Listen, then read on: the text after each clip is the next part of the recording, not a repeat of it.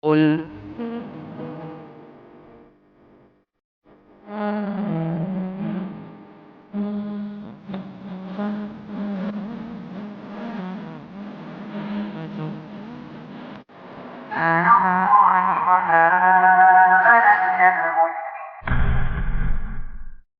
Alhamdulillah wassalatu wassalamu ala Rasulillah wa ala alihi wa sahbihi wasallam.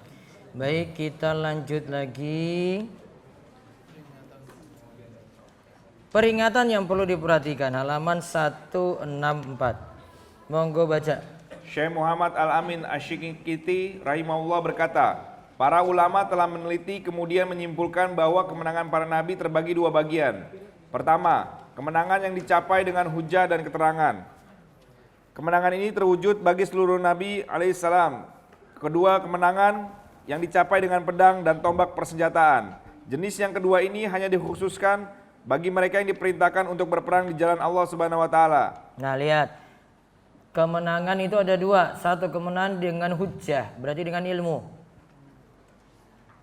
Dua, kemenangan dengan senjata, berarti ilmu dan senjata. Terus, Oleh sebab itu, para ulama menetapkan bahwa orang-orang mukmin yang berada dalam kondisi lemah di tengah masyarakat, mereka tidak diperintahkan kepada mereka untuk berperang atau berjihad di jalan Allah Subhanahu wa taala. Mereka adalah orang-orang yang dimenangkan dengan hujah atau bukti-bukti ilmiah yang dapat melenyapkan dan mengalahkan setiap kebatilan dan perdebatan. Adapun mereka yang memiliki kekuatan dan kekuasaan, mereka diperintahkan untuk berjihad agar hujah itu dapat ditegakkan dengan persenjataan. Dengan demikian, maka hujah ilmiah senantiasa menang pada setiap zaman. Segala puji hanya milik Allah Subhanahu wa taala. Para ahli hadis merupakan manusia yang paling kokoh hujahnya, sebab mereka lah yang paling banyak memiliki pengetahuan tentang Al-Quran. nah itu dicatat. Yang paling banyak hujahnya itu ahli hadis. Ini sesi berapa ini? 28. Tadi kokohnya Ibnu Mas'ud dan Abu Bakar.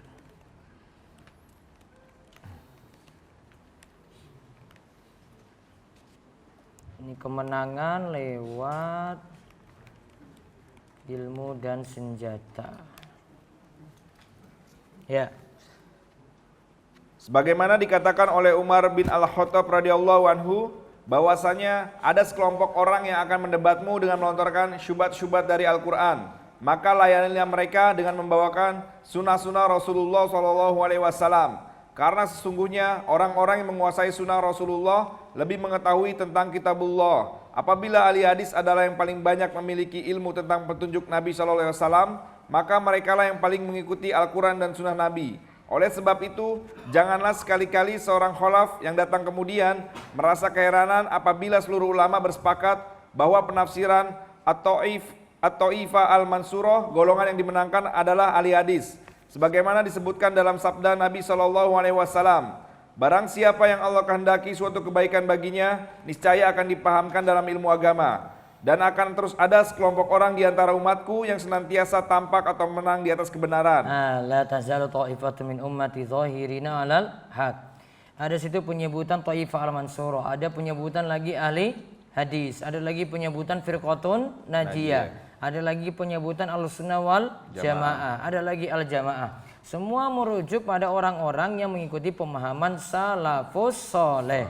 Terus, padahal tidaklah samar bagi seorang yang bijak dalam memahami hadis ini tentang adanya keterkaitan antara kalimat pertama, yaitu pemahaman dalam agama, dengan kalimat terakhir, yaitu kemenangan bagi golongan tersebut. Hadis ini salah satu di antara ucapan-ucapan Rasulullah SAW yang singkat namun mengandung makna yang luas. Jawami'ul Kalim.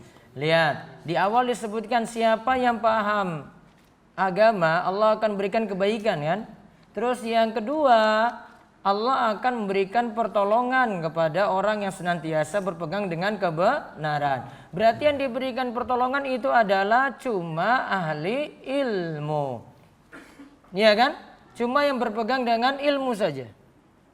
Itu yang diberi pertolongan. Berarti kesimpulannya, yang dapat pertolongan masuk firqatun najiyah Ta'ifah Al-Mansurah siapa? Orang yang mau belajar, yang mau berilmu. Wallahu alam. Break 1 menit.